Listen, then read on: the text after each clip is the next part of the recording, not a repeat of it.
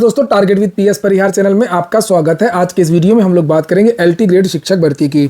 LT grade में कल भी पेपर था और आज भी पेपर था। कल जीव विज्ञान और सामाजिक विषय का पेपर था, आज अंग्रेजी का और शारीरिक शिक्षा का पेपर था। कल मैंने जो संभावित कट ऑफ का वीडियो है सामाजिक विज्ञान का बना दिया था, आप लोगों ने देखा भी होगा। और आज जो हम लोग बात करेंगे वो जीव विज्ञान विषय की संभावित कट ऑफ और अंग्रेजी की संभावित कट ऑफ कितनी हो सकती है, इस पर हम लोग चर्चा करेंगे। तो जीव विज्ञान के बारे में पहले कर लेते हैं। तो जीव विज्ञान के बारे में जो जानकारी निकल करके आ रही है कि जीव विज्ञान का पेपर थोड़ा सा आसान था।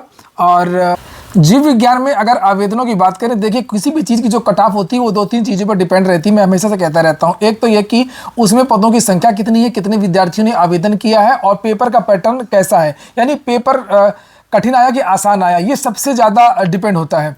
तो वहीं पर आप लोग देख लीजिए, आपको पता होगा जीव विज्ञान में 214 पद थे और आवेदन हुए थे लगभग 1,51,366 विद्यार्थियों ने आवेदन किया था। और लगभग 12 गुना 13 गुना या 15 गुना भी मान लीजिए, अगर विद्यार्थियों को ये क्वालिफाई कराते हैं तो 3,000 के आसपास विद्यार्थी क्वालिफाई करवाएगा। तो 3,000 भी काफ़ी संख्या होती है। जीएस के बारे में बात करें तो जीव विज्ञान वाले जो विद्यार्थी हैं वो उतना जीएस नहीं कर पाते हैं जिस तरीके से सोशल आर्ट के विद्यार्थियों ने जीएस किया था। 16 किसी ने 17 क्वेश्चन भी किए थे जीएस में 30 में से, लेकिन जीव विज्ञान में ऐसे बहुत कम छात्र मिले हैं जिनके 12 या 15 क्वेश्चन सही हों। ज़्यादातर विद्यार्थी किसी का 10, किसी का 11, किसी का 12, इसी के सब आसपास थे। तो जीव विज्ञान में सीधी सीधी बात करें हम लोग संभावित कट ऑफ की, तो जिन विद्यार्थियों का जो प्रश्न है वो अगर 82 के आसपास सही है, 82 के आसपास समान वर्ग के जो विद्यार्थी हैं अगर उनका 82 है तो ये सारे के सारे जो विद्यार्थी हैं वो मेंस देंगे। चूंकि ये प्रीलिम्स है, इसमें देखिए ज़्यादातर विद्यार्थी मेंस देना ही देना है। और अभी आपने यहाँ पर देखा कितने विद्यार्थियों ने आवेदन किया है, आवेदन किया 1,51,000 और परीक्षा में बैठे कितने हैं, लगभग 60% विद्यार्थी परीक्षा में बैठे, 40% विद्यार्थी एब्सेंट। तो 90,000 में लगभग 3,000 के आसपास विद्यार्थियों को सिलेक्ट करना है। अभी ओवरलैपिंग माइग्रेशन के बारे में बहुत ज़्यादा चीज़ें क्लियर नहीं है। और अगर जैसे अभी चीज़ें चल रही हैं, माइग्रेशन अगर होता है तो ओबीसी की कट ऑफ 2 नंबर ज़्यादा जाएगी। और अगर अपनी नियमावली को बदलता है उत्तर प्रदेश लोक सेवा आयोग और ओवरलैप करवाता है, जैसे कि सुप्रीम कोर्ट ने आदेश भी दिया है, बहुत सारे आदेश इस बीच में आ गए हैं, तो ओबीसी कट ऑफ 2 प्रश्न कम जाएंगे। तो मैं ये प्रश्नों की बात कर रहा हूँ, नंबर की बात नहीं कर रहा हूँ। मैं एक बार फिर से रिपीट कर दूँ तो जो मैंने 82 बोला है ना, ये 82 प्रश्न जिन विद्यार्थियों के सही है, निगेटिव मार्किंग को सब अपना जोड़ वोड़ लीजिए जिस तरीके से भी जोड़ना हो।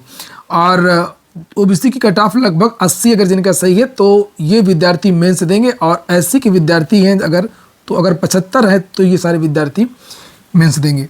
और जहाँ तक मुझे लगता है कि उत्तर प्रदेश लोक सेवा आयोग अपनी जो नियमावली है रिजल्ट में माइग्रेशन वाली, इसमें बदलाव करेगा, क्योंकि इस बीच में कुछ ऑर्डर भी आने हैं। हो सकता है कि ऑर्डर इसी महीने आ जाएं।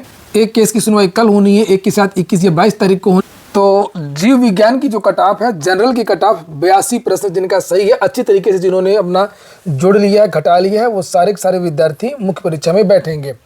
और अब हम लोग बात कर लेते हैं अंग्रेजी की। तो अंग्रेजी का पेपर थोड़ा सा उलट आया था, इस तरीके का नहीं आया था जिस तरीके से जीव विज्ञान के बारे में लोग बता रहे हैं। अंग्रेजी का जो पेपर समान, अभी जो इतने भी एलटी के पेपर हुए हैं तो बहुत ज़्यादा ऐसा कोई विषय नहीं था जिसमें बहुत टफ पेपर पूछा गया हो या बदला हुआ पैटर्न आया हो। लेकिन अंग्रेजी के जो विद्यार्थी, इंग्लिश के जो विद्यार्थी हैं, और उनका कहना है कि इसमें काफ़ी बदलाव है। जिस तरीके की चीज़ें होनी चाहिए थी उस तरीके की चीज़ें नहीं थी। ग्रामर बहुत कम पूछा गया, लिटरेचर से ज़्यादा क्वेश्चन आए थे। और बताते हैं विद्यार्थी के नरेशन नहीं था, वोकैब के क्वेश्चन बहुत कम थे, सिंटैक्स नहीं था, प्रीपोजिशन के क्वेश्चन नहीं पूछे गए। इस तरीके के जो बहुत सारे क्वेश्चन आने चाहिए थे ग्रामर के, तो ग्रामर पूछी ही नहीं गई, केवल लिटरेचर पूछा गया और यहीं से विद्यार्थियों को झटका लगा। अंग्रेजी में भी देख सकते हैं आप लोग, पदों की संख्या ठीक ठाक है, 653 पद थे और 1,11,266 विद्यार्थियों ने आवेदन किया था। अंग्रेजी जीव विज्ञान की कट ऑफ वैसे भी बहुत ज़्यादा जाती नहीं, अंग्रेजी की तो थोड़ा सा ज़्यादा चली भी जाती है, लेकिन पिछली बार 93 गई थी। इंग्लिश की कट ऑफ 93 गई थी जनरल की, और फीमेल की जनरल की गई थी कितनी, 85। लेकिन ये कट ऑफ क्या थी, ये फाइनल मेरिट थी, इतने में सिलेक्शन हो गया था इंग्लिश में। 93 जिसका सही था और 85 जिसका फीमेल में सही था उसका सिलेक्शन हो गया था जनरल में। लेकिन ये तो प्रीलिम्स है, इसमें तो 10 गुना विद्यार्थियों को, 10 गुना या 15 गुना विद्यार्थियों को बुलाया जाएगा। तो निश्चित तौर पर इससे आप सीधे सीधे 10 नंबर कम कर लीजिए। और इस हिसाब से जितनी जीव विज्ञान की कट ऑफ है लगभग उतनी ही कट ऑफ अंग्रेजी की जा रही है। और जहाँ तक मुझे लगता है कि जो जीव विज्ञान से भी 2 प्रश्न कम जाएगी। तो जो विद्यार्थियों ने बताया, जो विद्यार्थी कर के आए हैं, चूँकि पुराने पैटर्न में और इस वाले पैटर्न में पेपर में बहुत अंतर था। जैसे मैंने भी बताया कि ग्रामर नहीं पूछी गई और लिटरेचर के क्वेश्चन आए। तो इस हिसाब से जो मुझे लगता है कि जो सामान्य वर्ग का जो विद्यार्थी है, अगर उसके 80 प्रश्न अंग्रेजी में सही है, इंग्लिश में, तो वो विद्यार्थी मेंस की तैयारी शुरू कर दे पूरी तरीके से। पेपर टफ था और जो महिलाएं हैं, महिलाओं का अगर 75 के आसपास है तो वो तैयारी शुरू कर दें। एससी का भी इसी तरीके से अगर 73 या 75 के आसपास है तो एससी की विद्यार्थी भी अपना तैयारी शुरू कर दें। ओबीसी की विद्यार्थी अगर 78 के आसपास हैं इंग्लिश में, तो वो विद्यार्थी अपनी मेंस के लिए तैयारी शुरू कर सकते हैं। तो यही कट ऑफ है अभी 2 पेपर की, और उसके बाद में शारीरिक शिक्षा के जो अन्य विषय छूट गए उसके लिए अलग से वीडियो बना दिया जाएगा।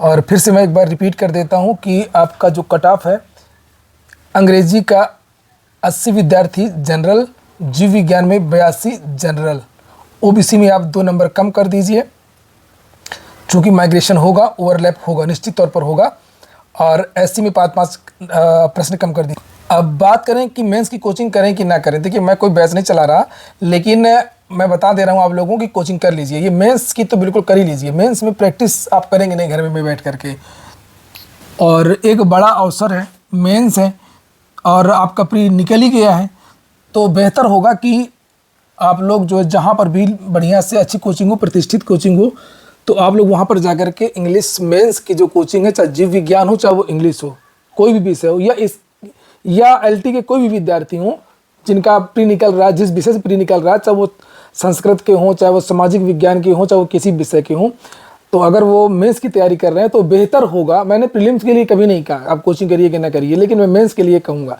कि मेंस में आपको प्रैक्टिस करना। आप घर में प्रैक्टिस करेंगे नहीं, घर में लिखेंगे नहीं, और अगर लिख सकते हैं तो कोई बात नहीं है, अगर लिख सकते हैं तो कोई बात नहीं। अगर आपने पीसीएस की मेंस वगैरह दिए तब भी कोई बात नहीं है। अगर आपने पीसीएस की मेंस वगैरह नहीं दिए हैं और ऐसा कोई एग्जाम नहीं दिया है जिसमें लिखना पड़े, तो आपको कर लेना चाहिए। और कोई भी कोचिंग हो जहाँ पर आपको सुविधा, तो वहाँ पर जाकर के आप लोग कोचिंग कर सकते हैं। अच्छा, आप लोग कमेंट बॉक्स में अपनी राय भी रख सकते हैं कि आप कितने प्रश्न करके आए हैं, आपको पेपर कैसा लगा, कमेंट बॉक्स में बताइए। तो कुछ और भी आंकड़े निकल करके आएंगे बहुत जल्दी। आप लोगों की आंसर की आ जाएगी, ऑफिशियल आंसर की। वैसे तो आपने मिला ही लिया होगा।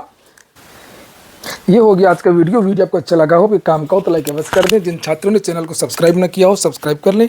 जिन छात्रों ने टेलीग्राम चैनल को ज्वाइन ना किया हो तो टेलीग्राम चैनल को भी ज्वाइन कर लें। टेलीग्राम चैनल में भी बहुत सारी महत्वपूर्ण जानकारियाँ प्रदान की जाती हैं। टेलीग्राम चैनल की लिंक मेरे प्रत्येक वीडियो के डिस्क्रिप्शन में उपलब्ध रहती है। पूरा वीडियो सुनने के लिए बहुत बहुत धन्यवाद।